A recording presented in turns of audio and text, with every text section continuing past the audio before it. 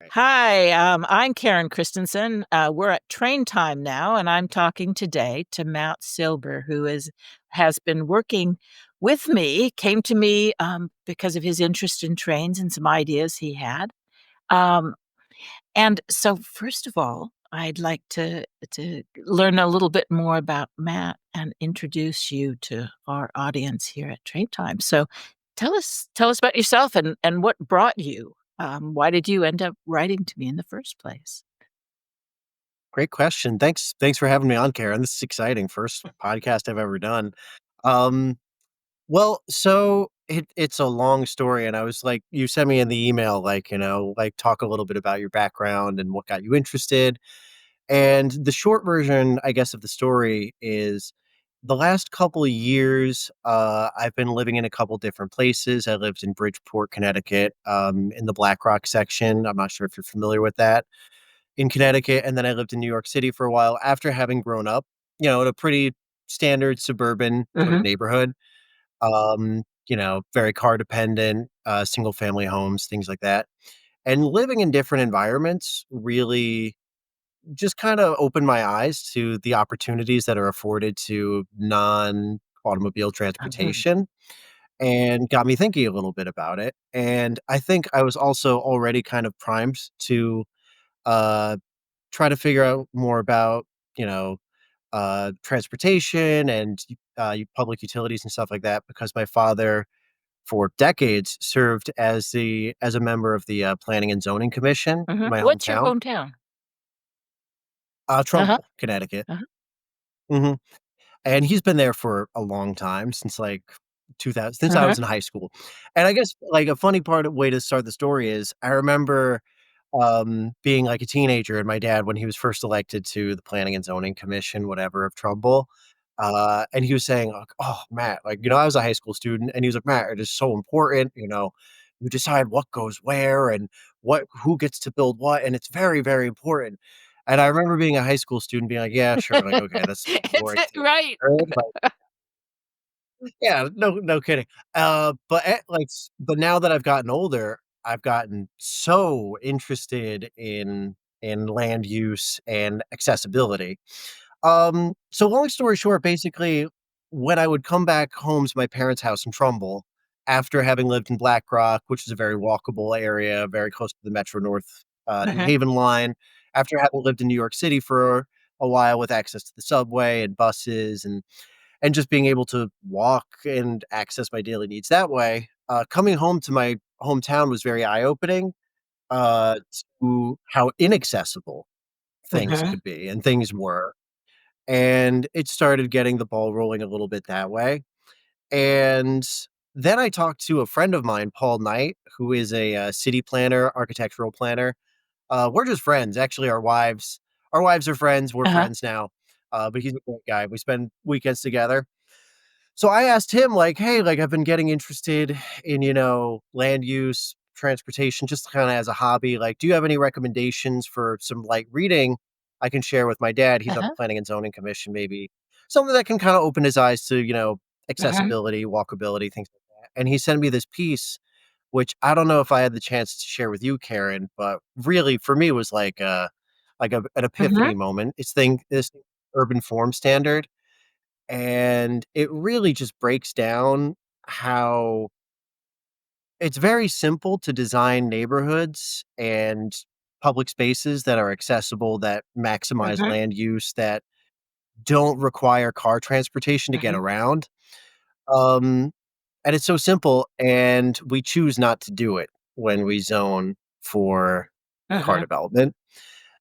And so it just makes me really passionate. And it just in general, I'm very passionate about other current issues. Right now in Connecticut, there's a housing crisis. People don't have enough homes. We obviously have a climate crisis, uh-huh. climate emergency, carbon emissions. So I see all these things kind of dovetailing into how we plan where we live and how we get from point A to Mhm. point B. And so I'm just very So passionate about where it, do you live honestly. now? Tell us, what's this when you can you walk out your door right now and walk to the things that you need? Walk to the shops? Yep. Yes.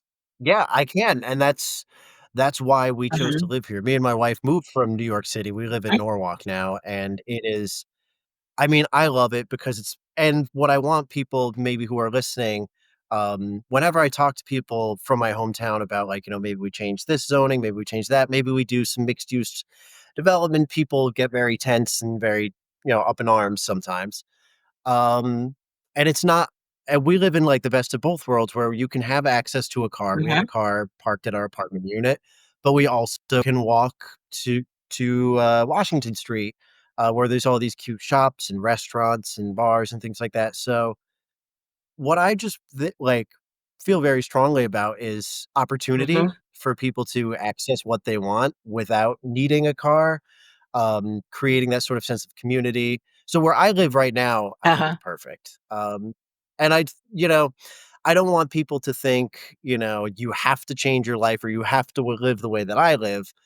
But I think that, you know, that sort of lends itself to opportunities for people to do things that they would like Yeah. to do, I mean, you know? sometimes when you talk about, when anyone talks about the problem of cars, people feel as though you're saying, "I'm gonna take your car away," instead Right. of, Right. the, when I read now about people not going out and socializing and, "Oh, it's just so much it's too much work." It's when you can walk out your door to get some milk or to get something, to go and have a beer. The lack of friction in that is just amazing. You just Mhm. maybe grab a coat Yeah. or handbag, make sure you have your wallet, and you just go. You don't have to think, "Is it gonna be a problem to park? Which way should I go? Is it Mhm. to" all those other things drop away, and I'd like people Mhm. to, if you once you experience it, of course, then you have that in your mind, but if you have always lived where you have to drive everywhere, it's very hard to imagine. Mhm. And it's hard to see how it could be nice, like, I think a lot of times, people associate cars with freedom, and that's true in some sense, but it's also not true in other senses where you have the freedom to pay, a couple $100 a month for insurance and Right. probably a couple 100 more for car payments, and then, like you said, you have to think, "Oh, I gotta walk to the car," and what I also think a lot about is, how, like, when we design cities, towns, everywhere for car-centered development, it really cuts off a lot of people, and I think a lot about not just, like, young people who don't have their licenses, but I think about especially senior Yes. citizens, and, the elderly, I feel like one thing I care a lot about is how we treat our older people. My 2 of my grandmothers passed away in the last 5 years or so, and I think it would have really been nice for them to be able to live in a place where they can access their needs without having to drive because they weren't able to Right, drive after a certain yeah, point. for older people and then for kids, of course. Kids can end up Mhm, so isolated, and if we worry about kids mhm. spending too much time on their phones, it's often because there's nothing else for them, nowhere to go.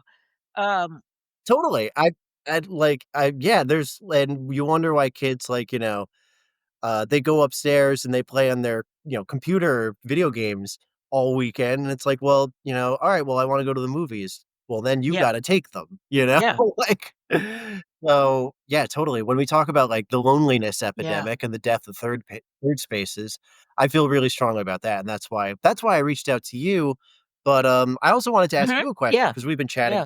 before. What made you start the train campaign? Because I could get into my whole Maybrook line project, but, I looked you up and I was like, "Oh, like, this woman seems to have had some success, like, yeah, let's Um, connect." well, I came to it in different in a very particular way, which is not through my work on community and environment, which have been part of my life for a long time. I actually started the train campaign because I'd been in China and I'd been riding high-speed trains. A lot of my work as a publisher has been in China and working with Chinese companies and publishing about China for, Americans.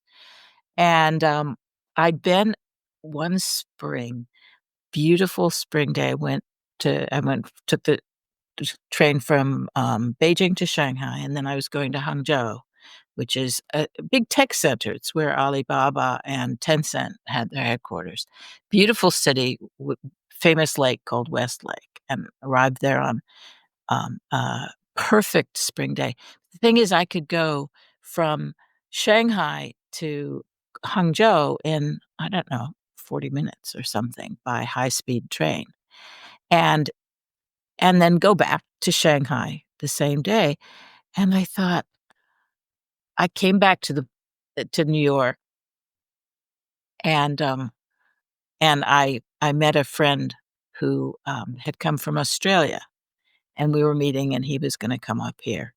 And we got to Grand Central. We were both jet lagged, um, and we were walking through Grand Central, and I said, "Oh, we should have, we both need coffee because 'cause we're jet lagged." And he said, "Oh, we can get coffee on the train." And I just laughed because we were getting on Metro North, and I it just kind of clicked that, if I work with people all over the place, and I thought, I'm going to Great Barrington, Massachusetts. Why shouldn't we have not necessarily Chinese style high-speed trains, but why shouldn't we be Mhm. connected like that? For me, um, Exactly. and Yeah. why shouldn't we have, I mean, it's this thing of the best of all worlds that we could do business. I mean, one of the big challenges in a place like the Berkshires is there aren't enough well-paid jobs. There's loads of service jobs. And very hard for me as a business person to recruit the kind of people I needed to hire too, because of that sense of being remote, even though we're not that far. But it's not easy, for the kind of young people who would normally go into publishing. And Mhm. this train of thought coincided with a report that had been commissioned by the Housatonic Railroad Company to explore the possibility of passenger rail. So they kind of kicked this off. It'd been an idea that I'd heard around. And so this report was being launched. And that's when I thought, we should make this happen. I really knew nothing about trains. I'd lived in England for quite a long time. So I'd come from the Silicon Valley, I'd never ridden a train at all until I got to England. Yeah. But but Well, yeah, sorry to interrupt, but in Silicon Valley, they got BART. Yeah, I've written it that. wasn't not when I was a That's kid. functional. The Oh, curious okay. thing, though, I've realized because I'm writing about third places and walkability right now in the new book, and I realized the Cupertino I knew, even though we were about a mile from what is now Apple headquarters, it was at that point when I was a child in the early '70s, so I was, 10, 12. Um, it was walkable. I could walk to the library, I could walk to enough stores, that I we could walk to school. It's so it wasn't as bad as some suburbs I've seen. So as a child, I mean, that freedom as a child to be able to just go places that you wanna go to by yourself without needing anyone to take you without asking. To Yeah. take you or like, or like, just like being able to be like, I'm gonna walk to the Yeah, bus stop and I'll take the bus to yeah, the movies. I remember, not to yeah, interrupt, but like, like asking my parents to drive me and my friends to the movies almost every weekend, and it drove them crazy. And they're like, yeah. "Can't you get somebody else to do it?" And I'm sure it was nice for your parents. Just like, "All right, be home for dinner. See you soon." So we had a bit of a can you hear me, Matt? Yeah, I Oh had a yeah, I little can bit hear of you a sound bit there. a little bit. Yeah, so, that was in 2011, so a long time ago now, Mhm. and, and so what I did was start a newsletter, um, and have T-shirts and a blog and have T-shirts made, for the train campaign. I mean, it was so 2011. Uh, Mhm. but there was a considerable effort in Canaan, Connecticut, just about that time. The Mhm. interest in Canaan has there's been ebbs and flows, but there was a lot of energy in Canaan then, and a group had started, using the one of the online petition forums, a petition to bring back the trains. So I started one here in Massachusetts, and we garnered between us 5,000 signatures. It was it was got a lot of attention, and they printed out things and delivered them to Hartford. So this has been going on for a long time, frustratingly. Mhm. And it was not Yeah. long after that that Deval Patrick, the then governor of Massachusetts, who really does understand and believe in the potential of rail to connect and to make new things possible, to bring opportunity to towns that are struggling. I mean, some towns struggling more Mhm. than others, but the dependence on tourism up here and in towns in Connecticut, Canaan, I know, is continues to suffer to because not just because of, there's jobs, but the quality of jobs, the amount of money and the seasonality that tourism means is makes life Mhm. really difficult for people. Um, in Massachusetts, as we've talked about, the line is upgraded, and even further work is being done now because it was at that point, that early point, it wasn't owned by the state.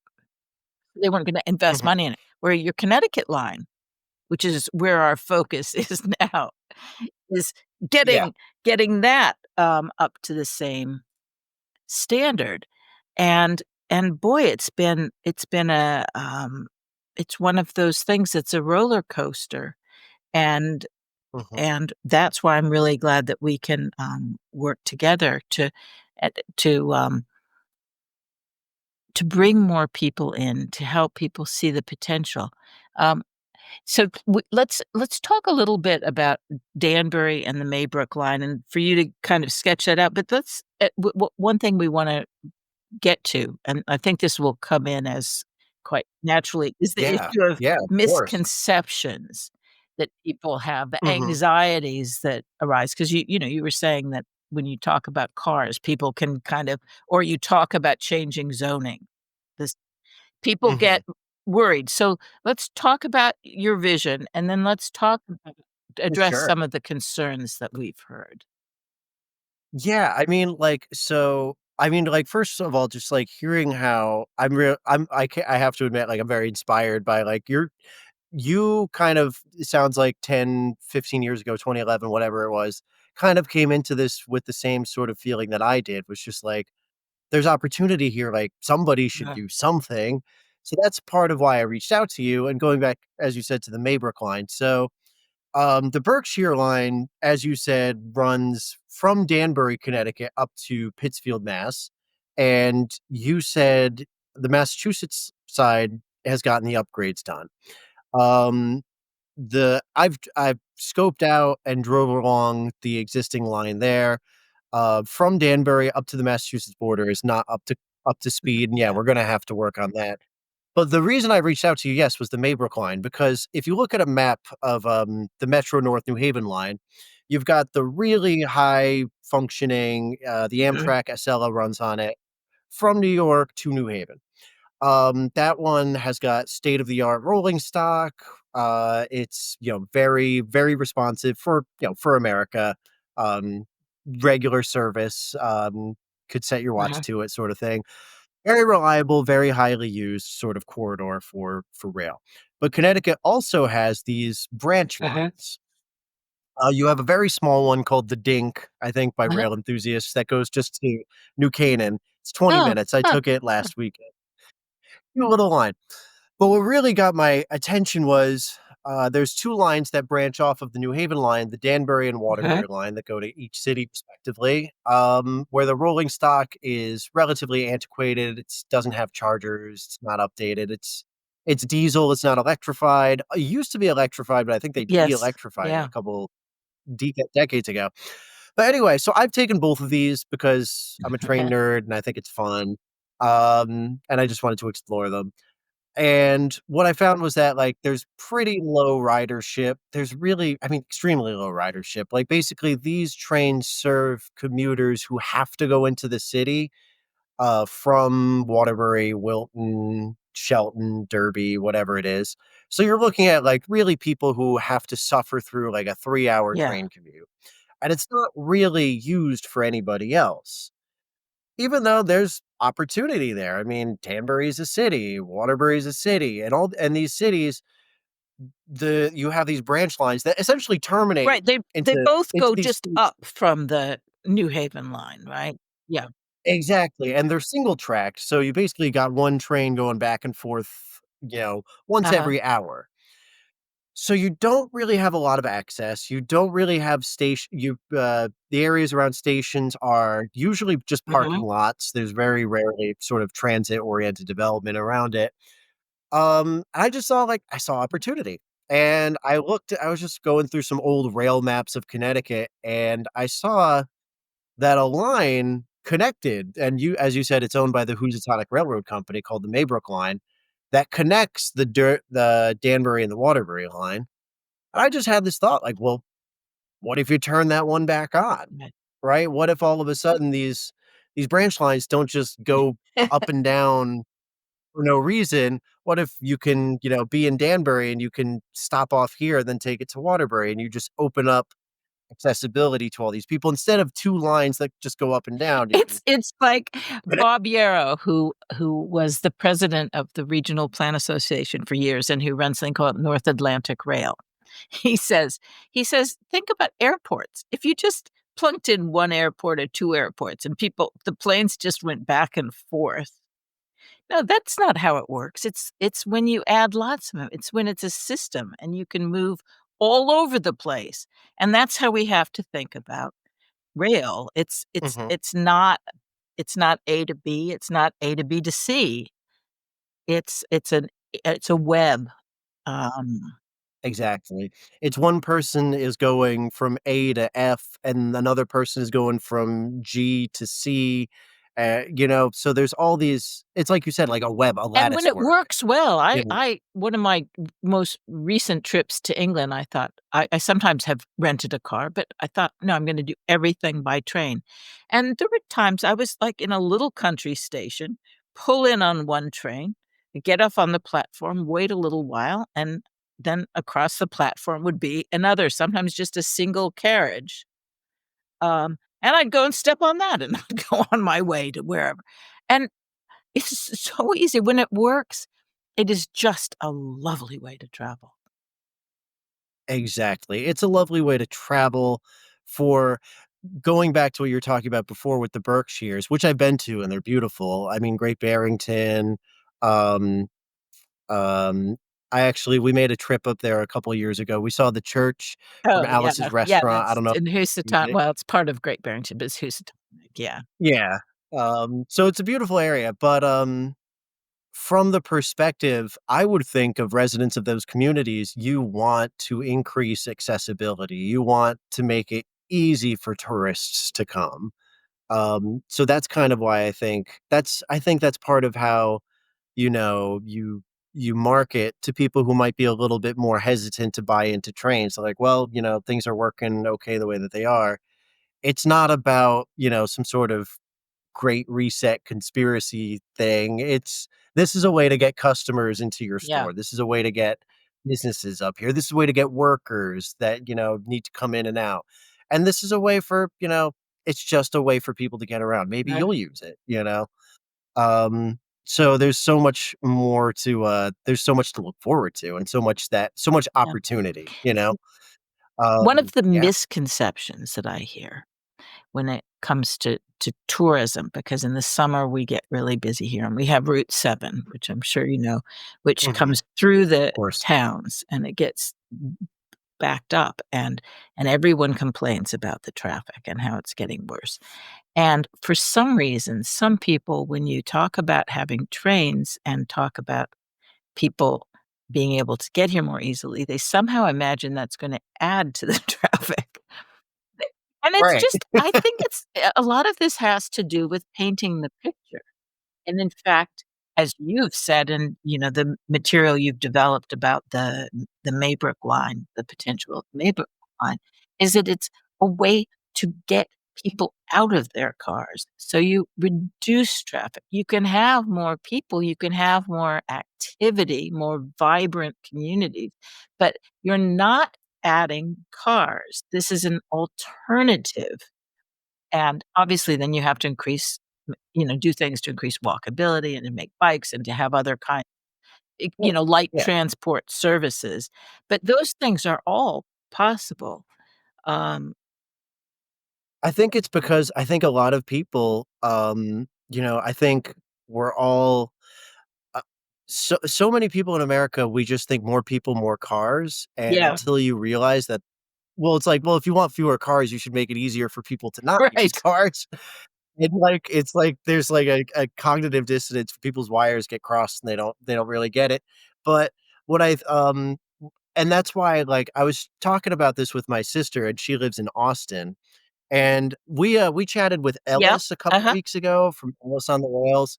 He wrote a piece about the Austin Oh, Light yeah. Rail that they're Yeah. working on out there, and I shared it with my Mhm. sister, and she just had a couple thoughts about it, and we were just chatting, and we were talking kind of about that same thing where Austin's been Mhm. growing like crazy, and they've been really trying to have to update their infrastructure to meet this huge new population of people that live there, and for a lot of people, they're like, "Well, traffic's bad. We'll just make the highways bigger. Just add another lane."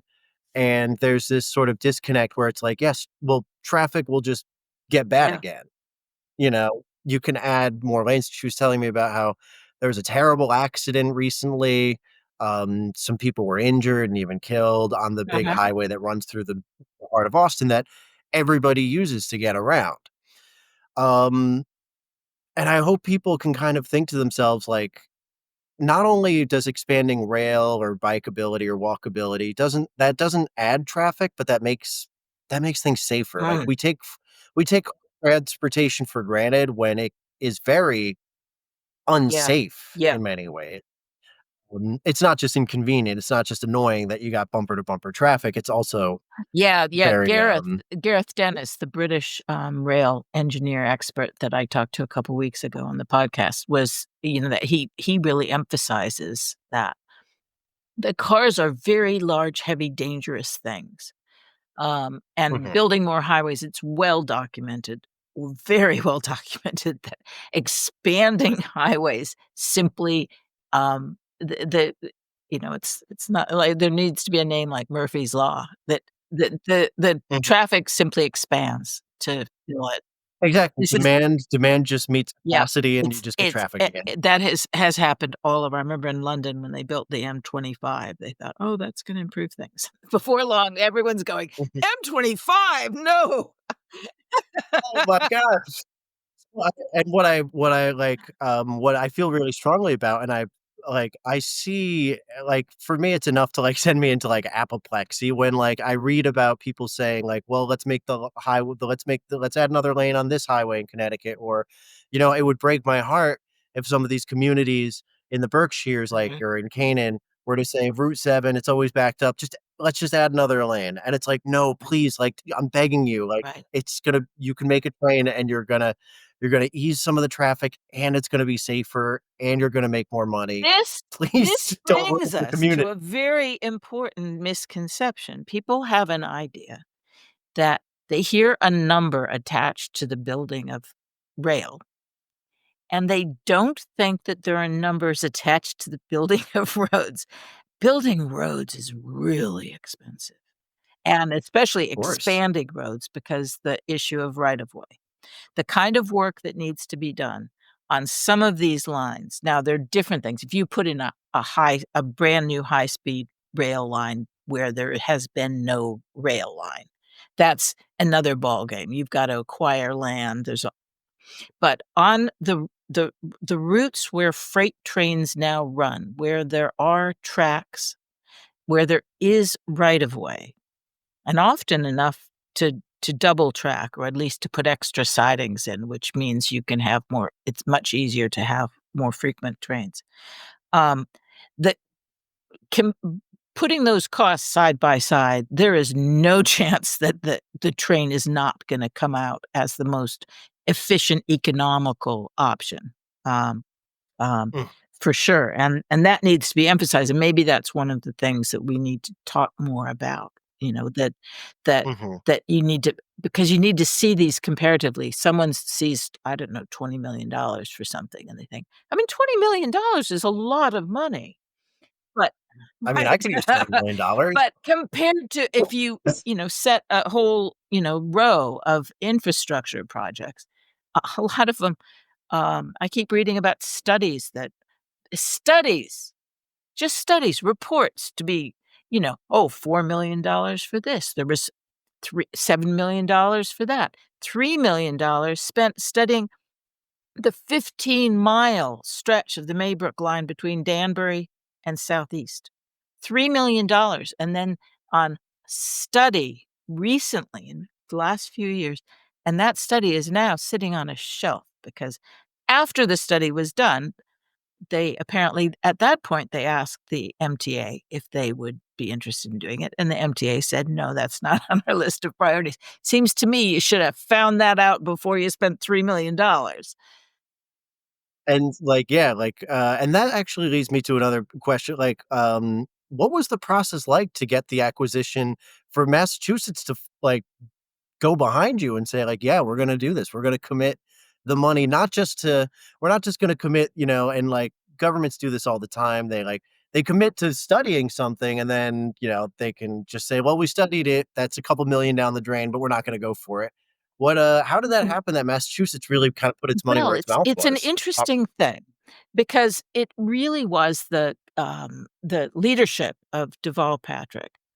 Now the Really? Housatonic Railroad commissioned a study, but it wasn't a detailed study of what the upgrade would be required. What kind of upgrade would be required? Because in fact, the rail engineers knew. That was not there was no secret sauce. There was nothing very they knew, well, you need more ties, you need new modern rail, and then if you're putting those in, you need more ballast, and you're gonna need to improve the bridges. None of this is secret stuff. Um, Mhm. the the It's not some No, esoteric no, knowledge.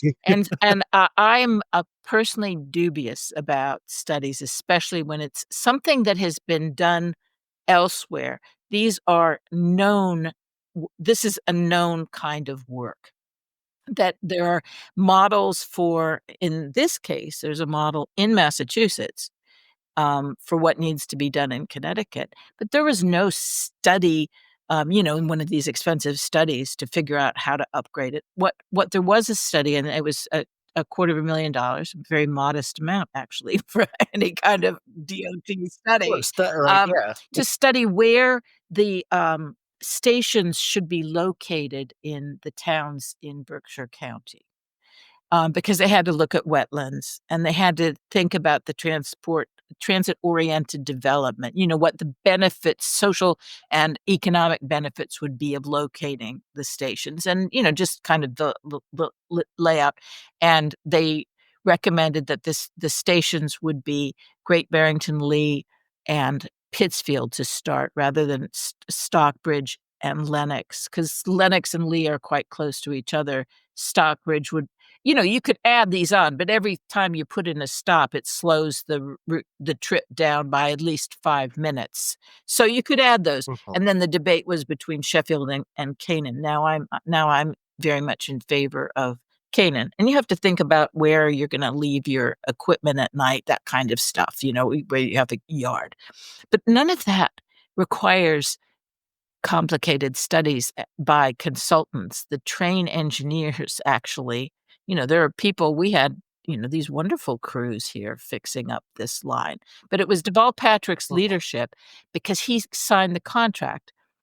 He got his Department of Transportation to purchase the line for $3 million, $13 million, and then did a deal which probably took some negotiation with the railroad, to upgrade the line to the benefit of the private railroad company, but also to specify that the aim was to have passenger service and that passenger service would get priority, that they, had a right to run passenger trains on that line. So, I mean, these things are really important because otherwise people start, on lines where where there's a private company or one of the major companies like CSX.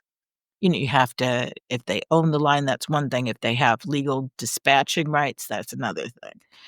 So there's complications, um, but nothing that's unusual. It's all Right. normal I mean, business. you ask a professional what to do, and they'll be very I mean, this is, like and part of why, like, I think trains are so interesting, and especially the Berkshire line and the Maybrook line, it's like this does not require new investments in research and development. This is a technology that is over 2 Yeah, centuries old. We know what works functionally. Um, and so, I mean, it sounds like Deval Patrick really showed a he lot of showed leadership and a lot of enormous confidence. leadership. He could see that he had the vision, and this does require, to be able to imagine Mhm, a world that's a little bit different and better than what we have now. mhm. Uh Which, not to interrupt, but I was thinking, I read this piece a couple days ago, it was some commencement speech, and I forget who said it or what, but there was a metaphor in it, that I think really ties well to how I think when they hear trains or Uh-huh, transit-oriented development or, uh-huh. walkability, mixed-use development, and they start to be like, "I don't know, I don't trust all that, I like my car." The story is like 2 fish are swimming along, and they pass by an older fish, and the older fish says, "Hey, good morning, boys. How's the water today?" And then the 2 younger fish keep swimming on, and finally one of them turns and says, "What the hell is water?" And I think and I that frightens how I think a lot of that's how people, and myself included for a long time, see the world in which we live, and we just think, "Well, of course I drive everywhere. Well, of course, if I'm baking a cake and I forgot I need eggs, I have to make it a 20-minute odyssey to a giant Yeah, supermarket. I can't just walk around the corner to a corner store that existed in the 1950s, but for some reason doesn't anymore." So I think we all take for granted the way we live our lives, in a way that we shouldn't. yeah, And it sounds like Deval Patrick was able to see the yeah. water and be like, "Well, maybe the water could be That's different. I right. don't know." And, you know, the advantage we have in some of the towns, I was struck by the photos that you sent of the areas around the tracks in some of the towns on the Maybrook line, is that the potential for developing new things, appropriate new things is really, really great. Um, 'Cause when you take a suburb where everyone's used to driving a car, I think that remodeling those is really difficult because the US has been a lot of the US, most of the US has been designed for cars. I think we're actually fortunate here in the East. It's a little easier for us to because the trains were there. Um, but those small towns, the one thing I really wanted to mention, because this comes up in northwestern Connecticut and maybe would come up in those towns along the Maybrook line, is that when it comes to visualizing what train service would be like, I think that people think about huge Amtrak trains thundering through their towns. Mhm. They met Yeah, rattling and yeah. loud. Uh, that scene from The Blues Brothers Oh. where there's a train going by every minute in Elwood's apartment. Oh, I Um, have to check I don't that know, out. So I think, and yeah, the thunkety thunk and shaking and rattling and these, rattling. Yeah. huge machines, um, where on lines like these, that is not what we need, or want. That there are very small, compact, lightweight trains, especially more modern Right, electric trains, but even course. the older single, I've forgotten what they're called, um, and so they're not great long, you know, it might be a Yeah. single carriage to start. You don't know, like the ones I was talking about in England. It's train Mhm. service can be very flexible, can be on a single track because you have sidings, and with computerized systems, you can have, good, safe, dispatching and coordination. And so if we had service up here, what we talked about with the study for the Housatonic line was simply to have 8 trains each way a day, Mhm. and not super frequent, you could build from there. This is not a heavy duty thing that's gonna change the sort of character of towns. In fact, especially towns that are kind of old-fashioned and you come for tranquil, weekends and summer breaks. You come to, like I mean, not to interrupt, but I feel like when I was going through and scoping out some of the ones like Kent and Canaan, and New Milford, it's like if you had train service, you would be Yeah, restoring this, like, golden age of American transportation, commerce, travel, and you can see that these communities were designed for rail yeah, transportation. It's just that it just yeah. dried up, you know, You can around easily, I mean, look at, yeah, I mean, how wonderful it would be. like, clearly, it was like this in the past, and it like, it could very easily come Yeah, again, it's a you fit. know? It's a really nice fit, and It's not about grafting something that doesn't belong on, it's more like yeah, reopening. yeah. So I think on that Yeah. note, we will do this again, and we can dive into some of the specific issues. I think it would be really good to look at the idea of Tran the development that can take place around stations, Yes. because you've been Mhm, thinking about that, and some of the zoning issues. We can talk about zoning. I'm working on a book about third places, and I'm writing a lot about zoning. Zoning turns out to be mhm. in the US very interesting, very, problematic. It's definitely it's the water. It's the It's the water water, we don't know and is there. but my You co-author, Ray Oldenburg, I said to him once before he died, I said, "I'm gonna have to write about zoning in this new book." He said, "You're gon Nobody's gonna wanna read about zoning." He felt strongly about it, but he couldn't imagine how I could make it interesting, so I think about Ray now whenever zoning comes up, 'cause I think, "Gotta make people realize how interesting zoning is," so I'm glad to have a chance to talk to you about it.